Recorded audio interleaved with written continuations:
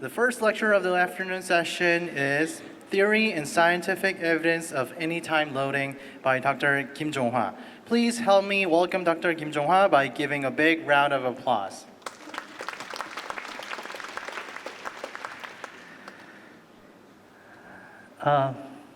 Good afternoon, everyone. I hope you enjoyed lunch. And my topic today is about loading. Actually, it's called anytime loading. And a little more details about microstability meter called AnyCheck. Actually, it's more of a revisit to something called anytime loading, which was introduced many years ago. Let me start with the case that I've done about 7 years ago. An 80-year-old lady presented to my clinic, and she looked like this. And I happened to extract 3 teeth and place 2 implants. And this is just the process that I just wanted to show you.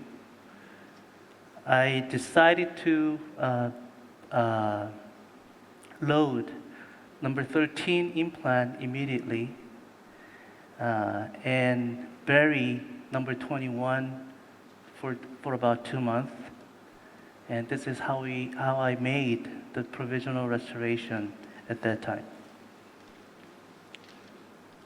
1 week post-op and 4 weeks post-op. And the final restoration, about 5 weeks later. And the guideline at that time that I used was this: insertion torque right after surgery, and RFA, or the ISQ measurements. Because I could get a pretty strong fixation on number 13, which was about 35 Newton centimeters, and the ISQ value was also high compared to number 21, which was relatively weaker insertion torque and also the lower ISQ value. This was the guideline that I've used for many years for accelerated loading. Among these, I want to point out just a couple things first. I never believed RFA measurement alone. Using RFA alone is quite risky because single measurement does not tell you much with RFA. What it means is that you can measure stability of the implant with RFA and determine whether you can load the implant or not. You just can't do it. And we have evidence for that in the literature. If one has to choose between insertion torque and RFA value, insertion torque is much more dependable and trustworthy, I think.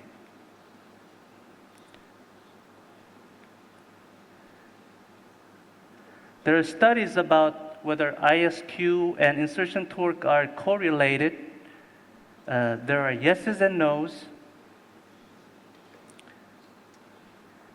In this particular study about the relationship between those two, what do you see here?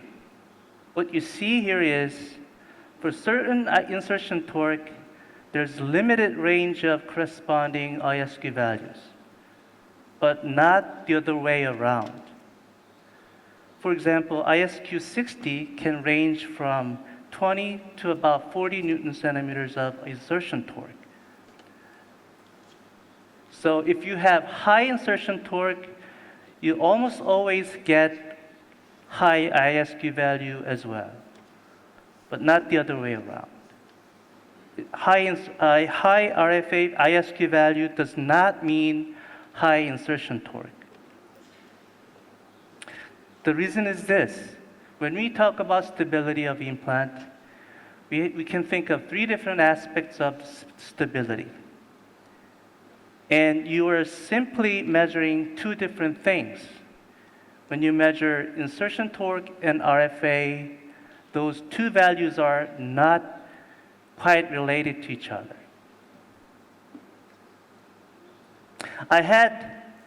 In the past, I had very specific rule 2, which was as long as we have 35 to 40 Newton centimeters of insertion torque after the surgery, and also higher than 70 ISQ value, you're more than welcome to load the implant immediately.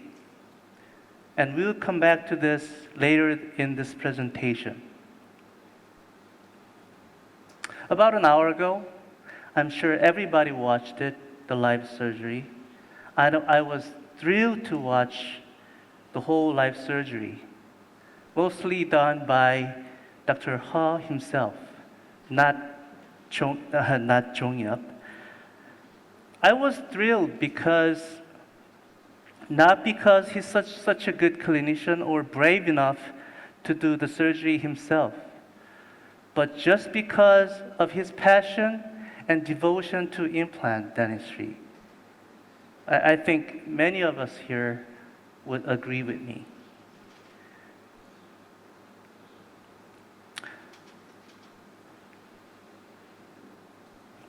Let me revisit anytime loading concept briefly.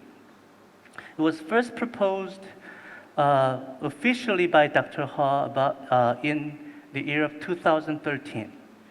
And I happened to have an opportunity to present this together with Dr. Hwa about 4 years ago at this symposium.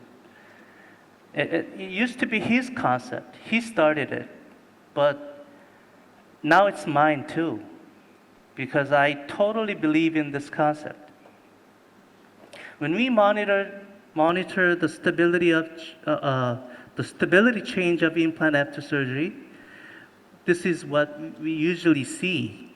The primary, which is mechanical stability of implant, slowly decreases, and the secondary stability, which we can get from new bone formation, slowly increases. And consequently, a transient dip or drop, I would say, in overall stability occurs. And we have this no loading period. There's a lack of agreement, when would be the exact no loading period. But some people say somewhere between 2nd and 8th week during healing period. And that's why we want to avoid the loading during this time. Some people load quite fast, maybe within a week. It's called immediate loading. And some people do a little later. But still faster than conventional loading. It can be called early loading. As long as it's done before 2 months, it can be considered as early loading. And later than that, it's conventional. Most of the time, it's 2 months.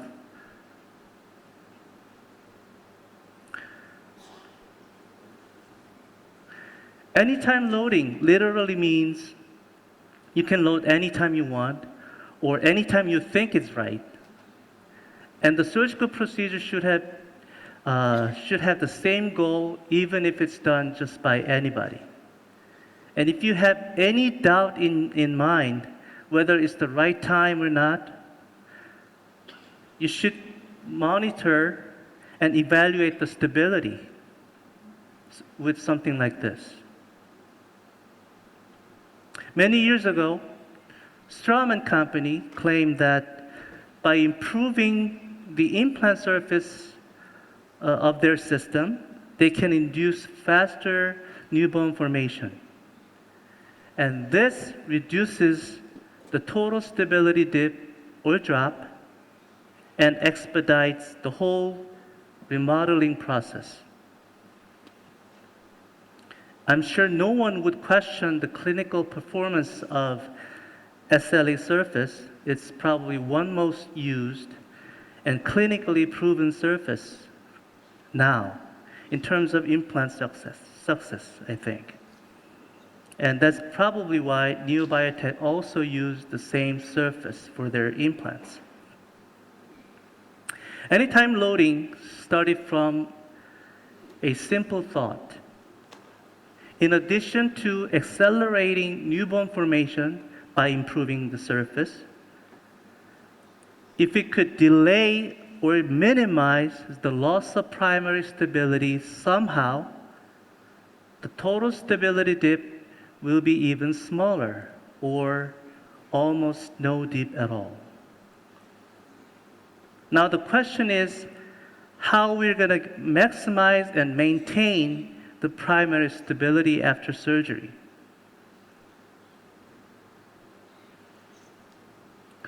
There must be a secret to accelerated loading, like this movie clip tells you. The second tallest building in the world in Dubai was built by a company called Samsung C&T. They cut down the total construction period in half, which was only 5 years, with a new technology called self-climbing form system. 160층을 올리기 위해 시간과의 싸움을 벌여야 하는 버즈 두바이에서는 거푸집 자동 상승 시스템이 사용됐습니다. 한 층의 콘크리트를 타설하고 나서 콘크리트가 굳고 나면 거푸집이 다음 층을 향해 자동으로 올라가는 방식이죠. Okay, so much for that. I believe implant dentistry has something in common with what I just showed you. We want to look at two factors in terms of getting good primary stability. First one would be implant design. We used to have parallel body, we all remember, and the body shape of the implant became more and more tapered to obtain strong self-tapping capability. And the thread design also became quite aggressive as well. And this trend made even Straumann to come up with a new thread design recently.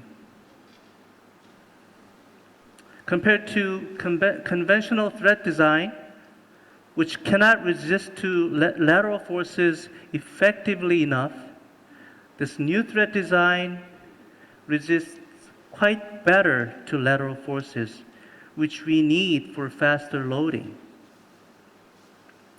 Second aspect we want to look at is how we actually place implants during surgery. We all know most of the occlusal stress gets concentrated on the crestal area. And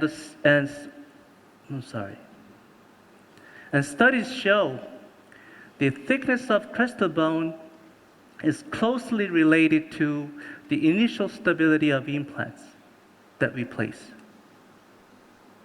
But what if the last millimeter or two of the implant you're placing does not go into the bone and stands above the crestal bone level?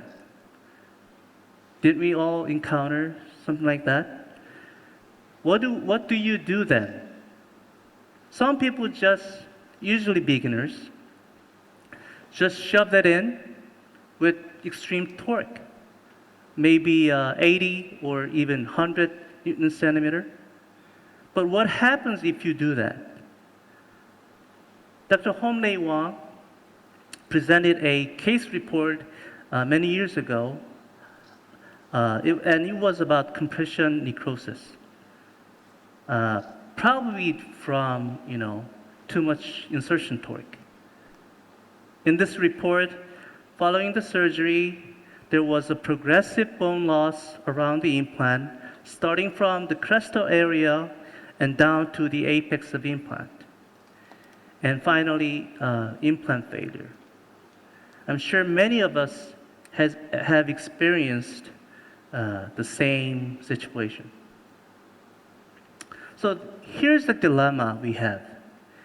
You want to get good crestal fixation, good crestal cortical fixation, but you don't want to compress the bone too much. What Dr. Wang suggested to solve this problem was either you relieve the pressure by untorquing the implant slightly before you wrap up the surgery, or just simply use something called tap.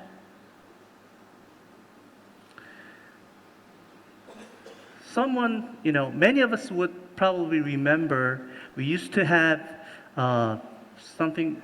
we used to use countersink drill to relieve the pressure on the crestal bone. And we also had pre-tapping, but not many implant companies, still use this concept because they did not really understand why we need pre-tapping. They just think that, probably thought that it's an old concept, but I think it's still a brilliant idea to get good primary stability. Although this is a comparison using finite element analysis, more desirable stress distribution can be achieved with pre-tap compared to countersink. Let me also show you an animal study.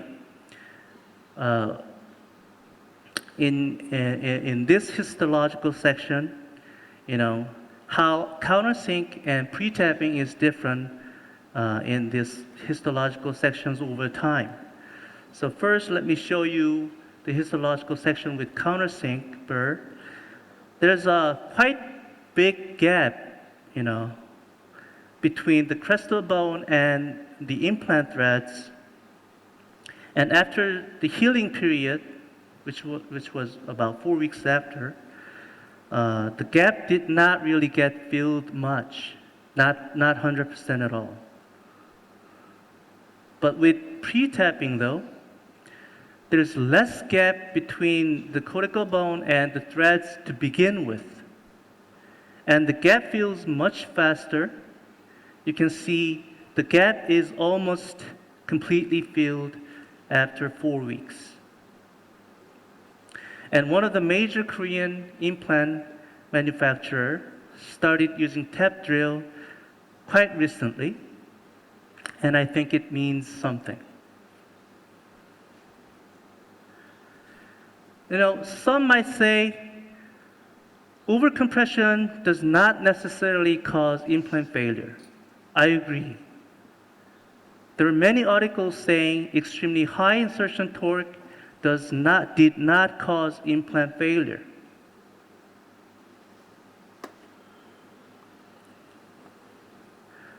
But there's another reason why we still want to avoid overcompression when we place implants. As I mentioned just a minute ago, if only we can maintain the primary stability after surgery, this is how the total stability would behave. It will not have any stability dip. It might even go up, which means you can load pretty much any time during healing. But why does primary stability decrease? That's because of the surgical trauma that we give to the patient, to the bone. Surgical trauma causes resorption. We know when bone gets traumatized, it usually goes through bone resorption first, and then new bone formation follows after that, which makes up the whole remodeling process. However, when the trauma to the bone is so minimal, such as green stick fracture, the healing process does not involve bone resorption process. I want to point out two things in terms of minimizing bone resorption. One is to avoid heating during osteotomy. Use a lot of saline, try to avoid producing any heat during drilling. And also try to avoid too much pressure when you actually place the implant into the bone. I don't really have time to talk about all different drilling protocol for different bone qualities and all.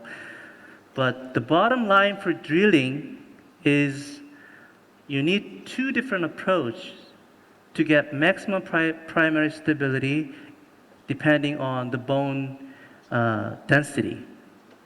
One for crestal, which is much denser and also stronger, and another for cancellous bone, which is much weaker bone. Let me show you some scientific evidence too. They placed 290 implants on 105 patients. And then provisional prosthesis, provisional restoration was delivered between 1 week and 8 weeks.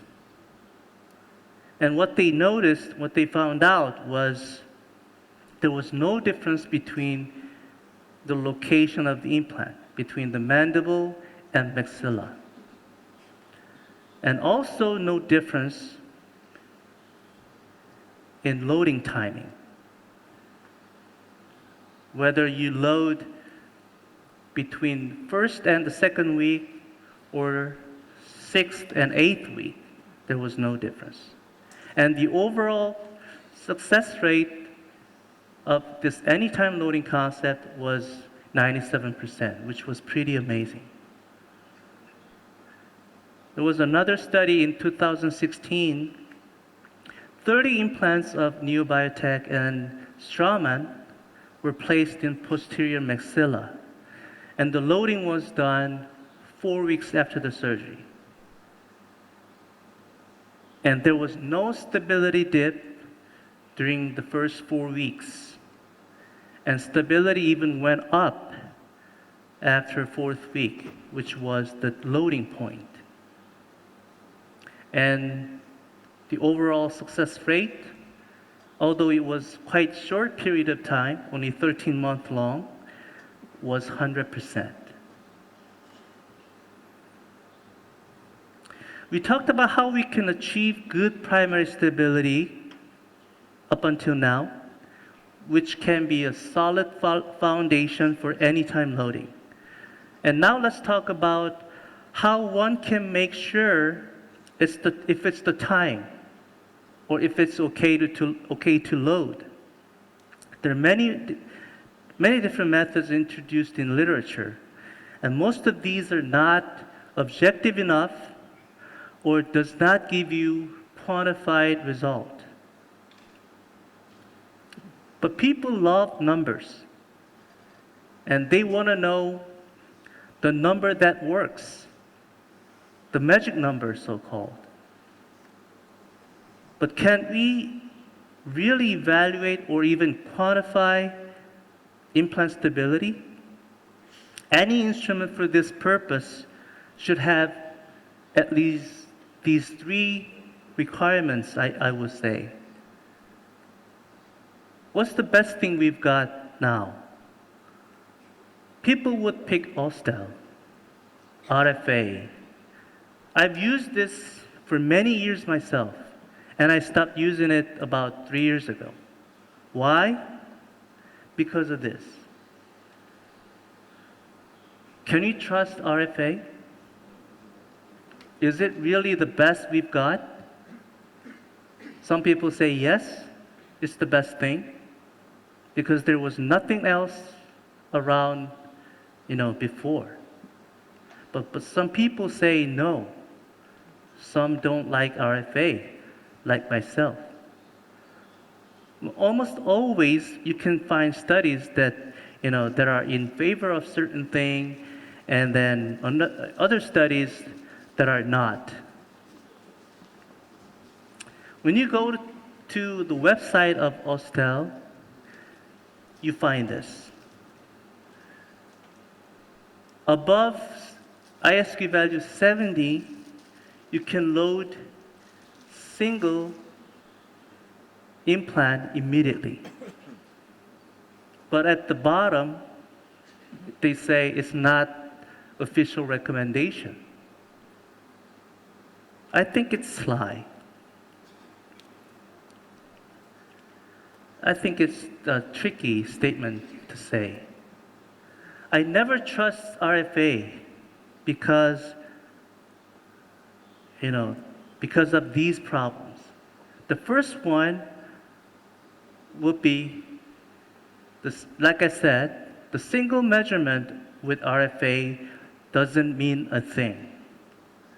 This is a movie clip from Professor Park.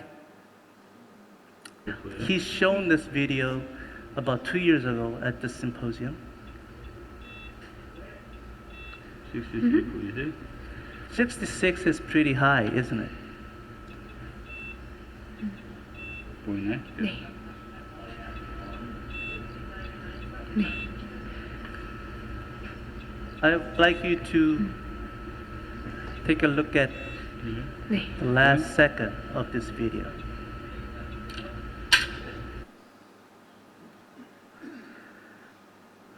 It's like, resonance, it's pretty amazing thing. It's like, how a swing works. Standing behind your child, each time the swing comes back to you, you have to give it a push, perfectly timed push. Otherwise, the swing level will never go up or never go higher. If hundreds of people work with perfect harmony, everyone stepping on the bridge like this one at the same time and the right time, or even the wind can do it, the movement of this gigantic bridge can, fail easily. And this is what happened to the bridge. This bridge is in the state of Washington. And what I'm trying to tell you from this, people think the high ISQ value means good stability of implant. But is it really? I don't think so. High ISQ value just means that the object or the system is vulnerable to high resonance frequency. It doesn't necessarily mean it moves little.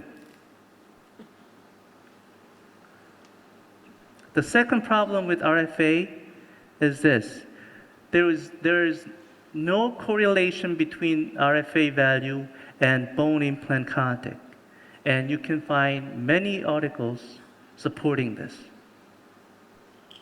Lastly, the problem with RFA is the value is not linearly calibrated to the displacement or the mobility of implant. Some studies looked into the relationship between ISQ and actual micromotion of implant. There was a correlation between the two parameters. But interestingly enough, the correlation was not quite linear.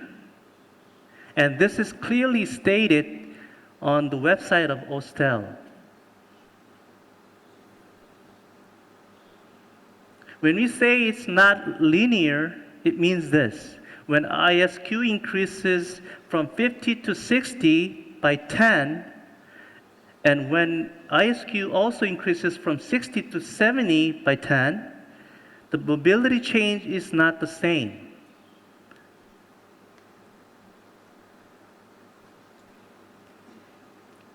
That's because we're not really measuring the actual mobility of implants.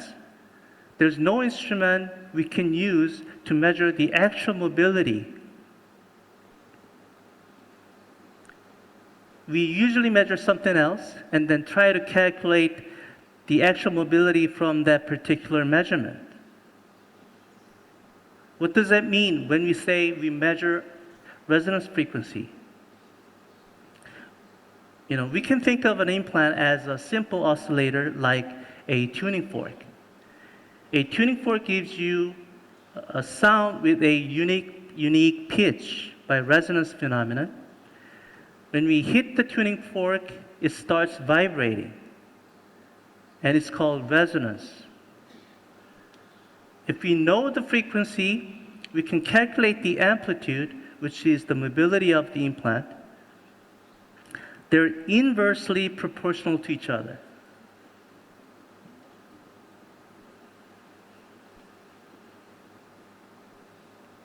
Let me rephrase this. From ISQ value, we can get resonance frequency, and then from that resonance frequency, we try to calculate the lateral placement, displacement, or mobility of implant. But again, the resonance frequency does not have much to do with the actual mobility of implant. Do we have any other method or instruments to assess the implant mobility? And probably that's why Neobiotech came up with this particular instrument called AnyCheck. AnyCheck shares the same principle as perio test. It basically evaluates the dampening capacity of the implant by measuring the contact time. The longer contact time is, the mobile the implant is. What's so different about AnyCheck? When you use perio test, you need to keep certain distance to measure. If you don't have that proper distance, you get this high-pitched sound like this. If you have a proper distance, this is what you're going to hear. But with AnyCheck, you can actually contact the object surface, which is much easier instruction to follow.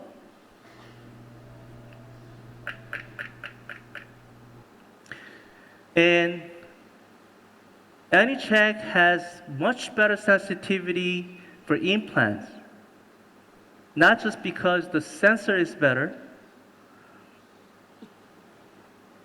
because AnyCheck improved the sensitivity of perio test, which was considered to be one of the drawbacks of the perio test itself.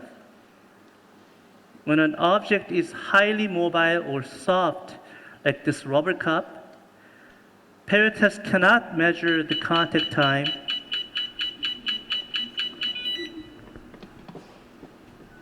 It doesn't give you any value, but AnyCheck does.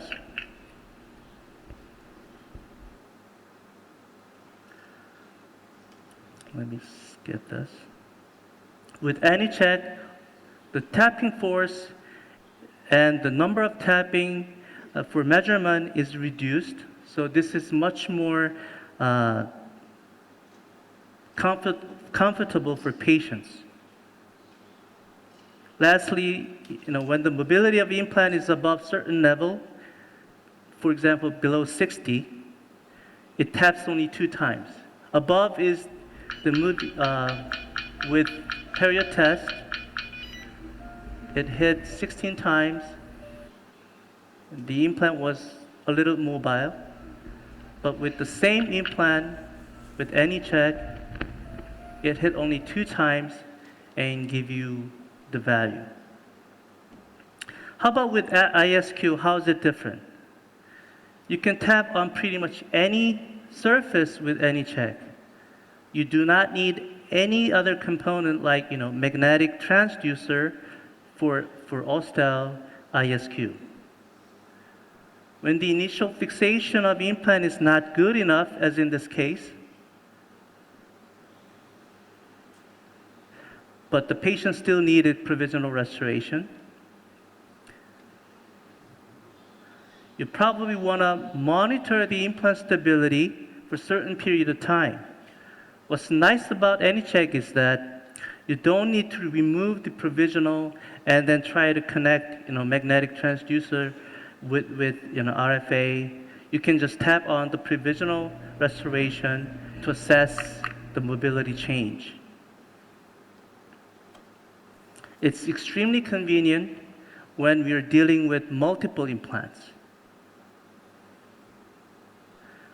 Obviously, it can be used to evaluate the mobility of natural teeth. Here's the most critical difference between Ostel and AnyCheck. Based on Professor Park's study, there was a correlation between insertion torque and AnyCheck value. There was also a correlation between insertion torque and ISQ value. But here's the difference. When we compare these two circled areas, on the right side with Ostel, insertion torque below 15 Newton centimeters, we get false readings. With weak fixation or weak insertion torque, sometimes you get very high RFA ISQ value. But with AnyCheck, no false positive reading with AnyCheck. So this is the guideline that I used to use many years ago. Now it's changed to this. I use AnyCheck. Why I use insertion torque is the same, but I use 70 IST value, AnyCheck value. Why 70? Because of this. This is a calibration table for periotest. And this is the calibration table for AnyCheck. And this is the correlation between these two values. IST 70 means it's the same as periotest value minus 4.5. I personally use this 70 as my guideline for loading.